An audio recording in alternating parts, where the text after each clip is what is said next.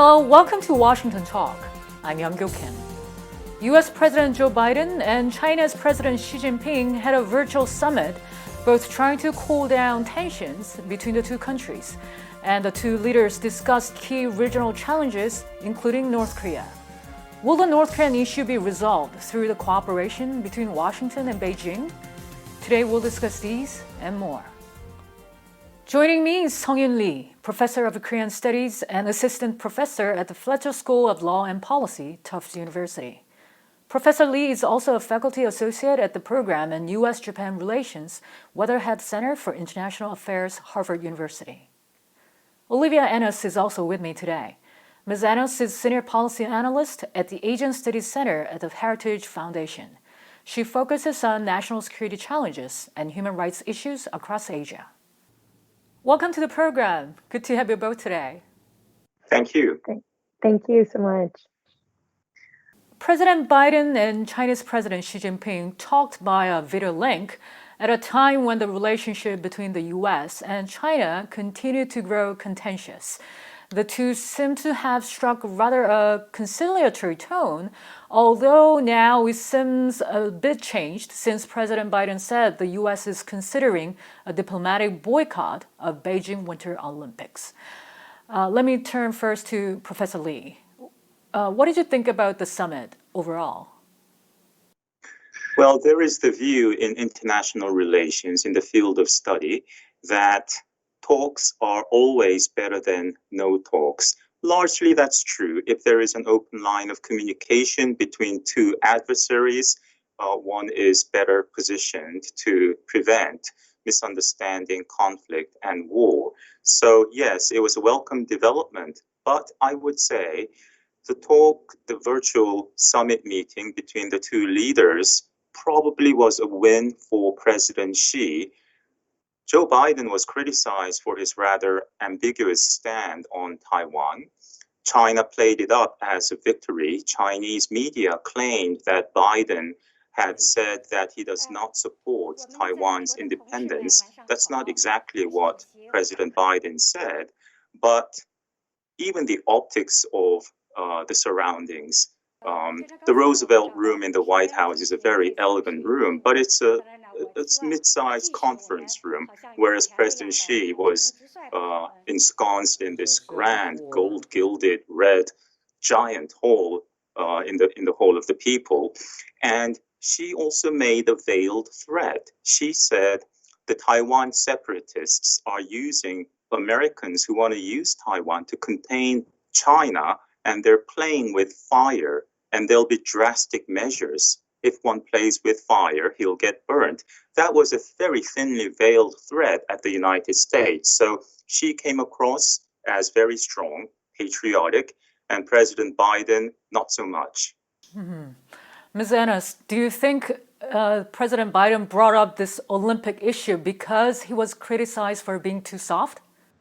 I think that the Biden administration came into the summit with not particularly clear and certainly not very clearly outlined goals for what the summit was supposed to achieve. Some have said that this was just symmetry for symmetry's sake, talking for talking's sake. And I think if the goal or the objective was to de-escalate tensions simply through talking, I suppose that actually happened. But I don't think it's clear that they made progress on many of the important issues where there are discrepancies between the US and China, whether that's issues of trade, as Dr. Lee mentioned, over Taiwan, and then also over human rights issues. I personally was encouraged to see that concerns over what's happening in Xinjiang against Uyghurs were raised. The situation in Hong Kong came up, as well as issues in Tibet.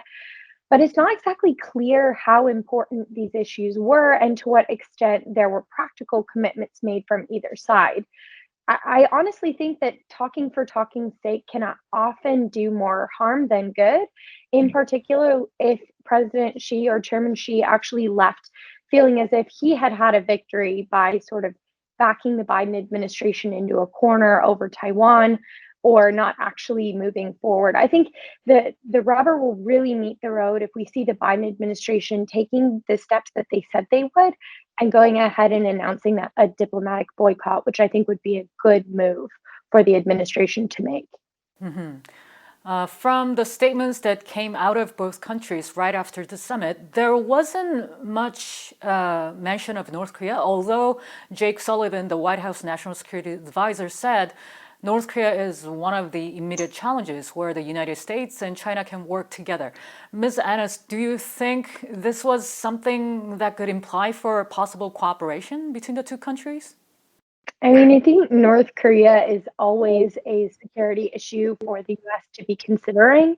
But I think in the realm of the number of issues that we have between the US and China at this particular moment, it probably ranked fairly low on the totem pole. I think the US is always looking to China in particular to actually enforce the sanctions that it gave many different administrations promises that it would. But as we know, China is often an aider and abetter for North Korea, both when it comes to North Korea's security violations as well as its human rights violations. So in my mind, this fell relatively low on the totem pole and probably isn't a big priority issue, although I'm sure that the US will continue to discuss matters, especially related to security concerns emanating from North Korea with the Chinese. Professor Lee, do you think there's any incentive for China to cooperate on North Korean issue? Well, of China's 14 immediate neighbors contiguously by land, only one, North Korea, is China's ally. And China is the sole ally for North Korea. And the two sides spilled a lot of blood. It's an alliance forged in blood during the Korean War. Yet, tension has been the undercurrent in the bilateral relationship over the past 70, 72 years of the bilateral relationship.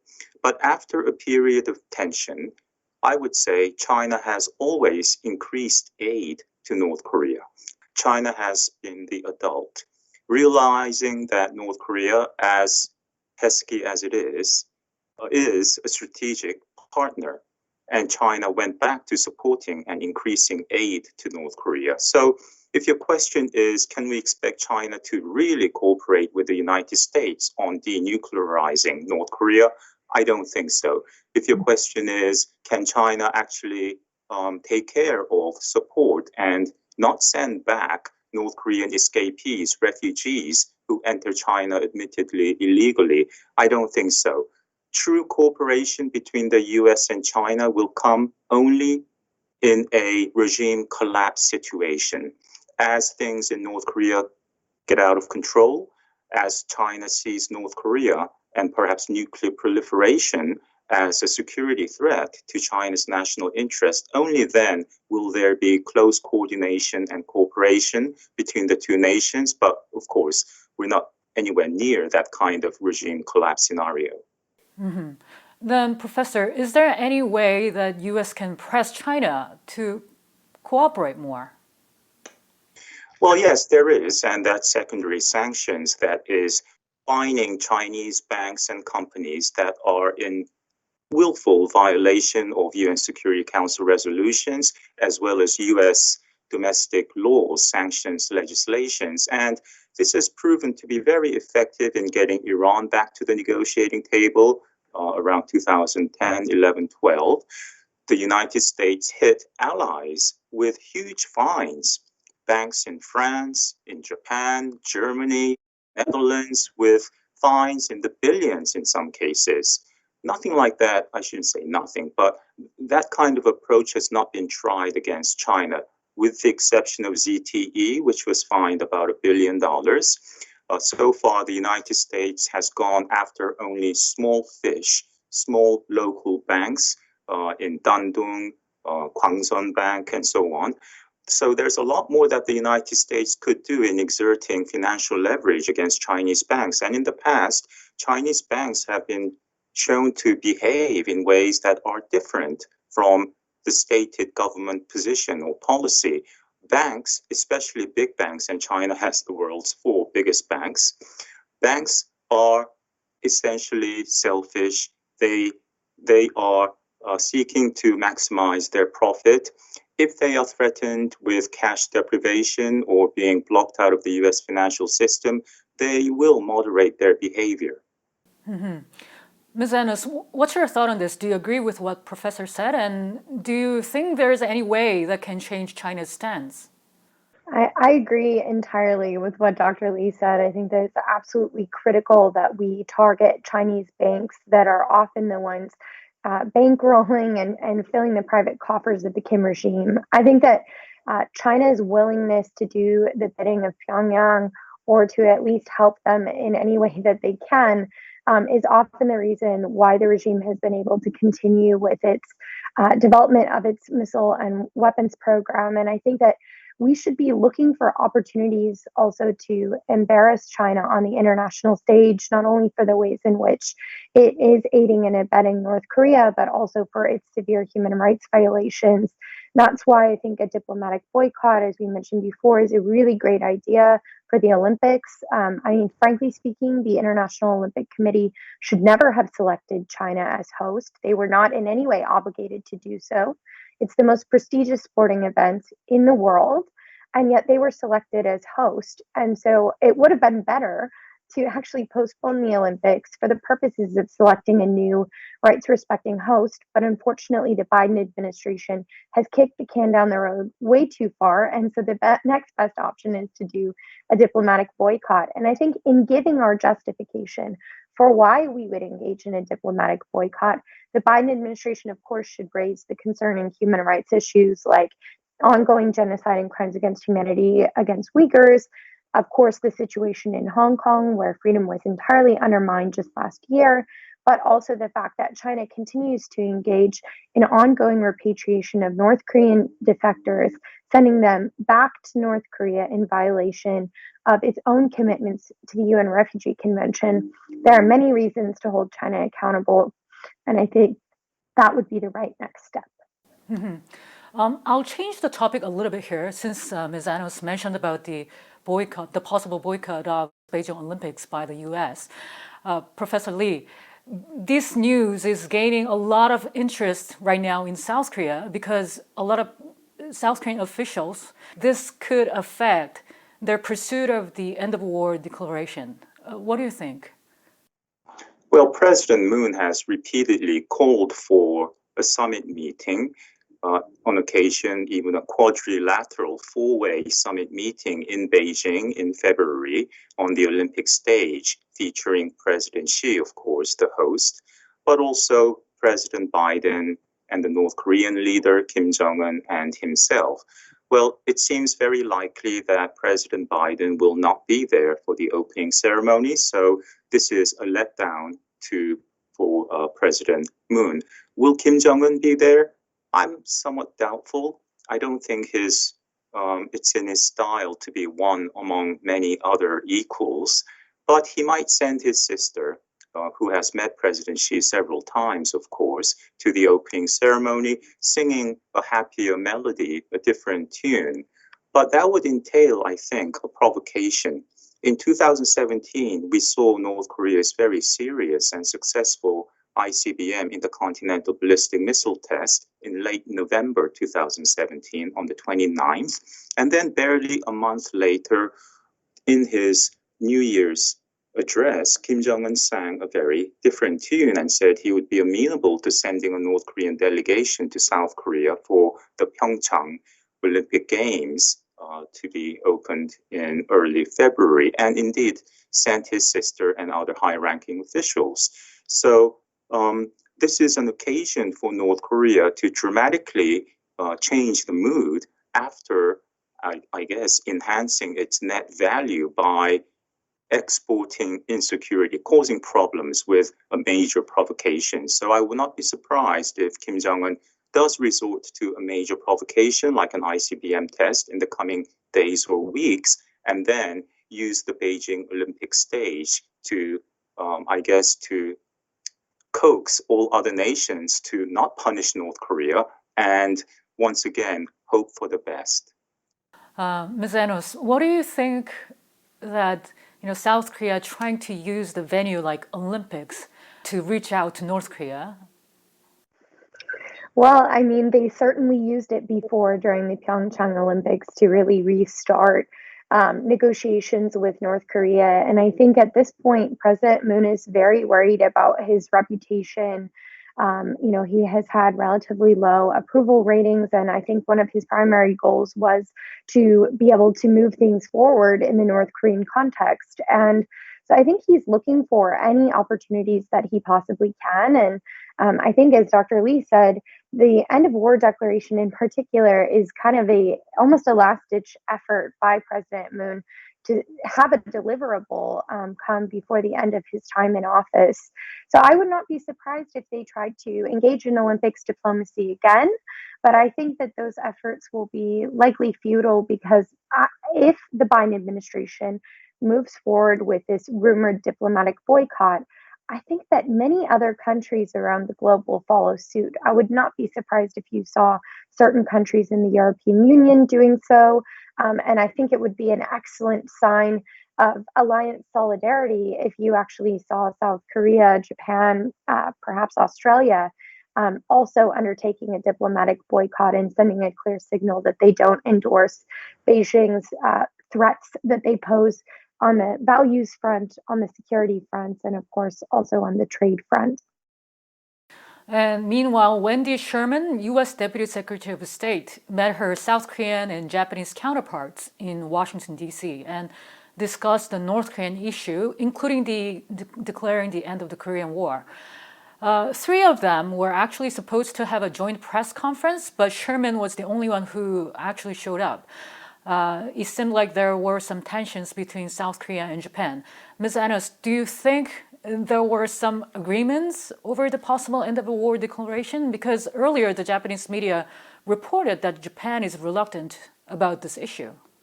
Well, I mean, I think that history issues were a primary source or reason for why the Japanese did not come to the table. And I think that really was one of the primary causes. However, I would understand our allies being concerned about an end of war declaration.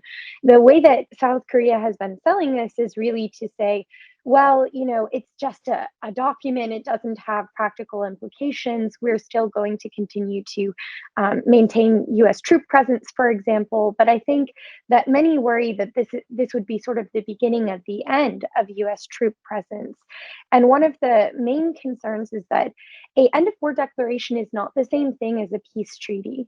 If we were to actually sign a peace treaty with North Korea, as was espoused during the six-party talks, that would have implications for U.S. troop presence on the peninsula, but it would also be tied to North Korea actually scaling back its own military capabilities and its own weapons programs.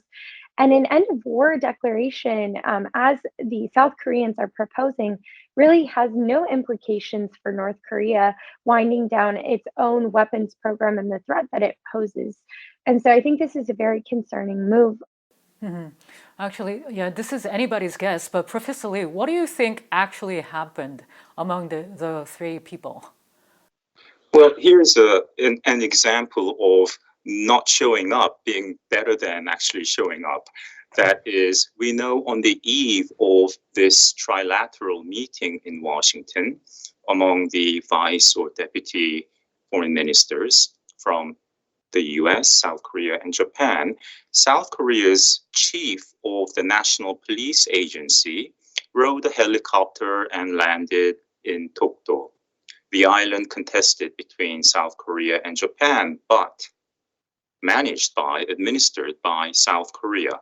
This was an unnecessary move. It was an unnecessary provocation. If on the eve of a high-level diplomatic meeting between Japan and South Korea, say, the Japanese head of the National Police Agency or a high-ranking cabinet member visited the Yasukuni Shrine in Tokyo, the controversial shrine where you have 14 Class A war criminals enshrined, honored, that would be viewed as an unnecessary provocation by South Korea and China as well. So it was unfortunate, but I think beyond the Dokdo issue, probably there was strong disagreement on the end of war declaration. Japan, we know, is opposed to it. And we also know that the United States is not really into it either, because there are consequences of an end-of-war declaration. No nation says we pursue a policy of war and poverty. They all say we are all pro peace and prosperity. So ending the war, peace treaties sound tantalizing. They sound good. But sometimes a peace treaty or renunciation of war leads directly to war. And in the case of North Korea, it's been North Korea's game to evict, to compel the United States to withdraw its troops from South Korea and also to abrogate the alliance. That's what North Korea means by denuclearization of the Korean peninsula, not of North Korea. So there are risks. And a former USFK, the American commander in South Korea, General Abrams, just said at a conference in New York City that signing an end-of-war declaration is not risky, it's a gamble. And national policy should not be based on gambling. My last question for today. When asked by the press if the U.S. supported the end-of-war declaration, Wendy Sherman said the United States is very satisfied with the consultations about the best way forward to ensure the complete denuclearization of the Korean Peninsula. Professor Lee, does this give you any hint on how the U.S. is feeling about declaring the end of the war?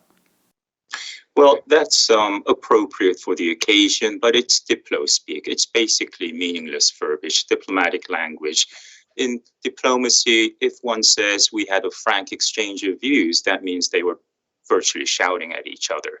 We had a productive meeting means there was nothing agreed upon. It was sort of a waste of time. We confirmed our respective positions. So yes, Wendy Sherman will say that discussions are very fruitful, productive, and so on. But that does not mean that the United States supports South Korea's bid to sign an end-of-war declaration because, again, it comes with risks. And the first will be the raison d'etre of the UN command formed by the UN Security Council in the wake of North Korea's invasion of South Korea in 1950.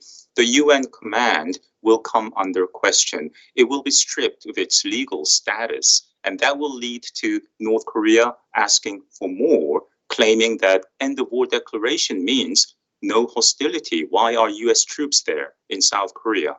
So it will start a chain of events that will favor only North Korea. And Ms. Anna, same question for you. Do you feel the US officials are very reserved in expressing what their thoughts are? Or what do you think the sentiment is in Washington? Well, I mean, I think the US always values its allies very highly and would never want to embarrass an ally on the international stage. But I think it's highly unlikely that the US will agree to an end of war declaration, particularly at this moment. I think there's probably a lot of wait and see going on in Washington because we know that President Moon is coming to the end of his time in office, and we don't know exactly what direction the next administration might take U.S.-South Korea relations. But I think making such a large commitment without any clarity as to whether or not this will get us any closer to denuclearizing North Korea makes this an untenable next step for the US to take. So I think it's highly unlikely that we will see progress in this way.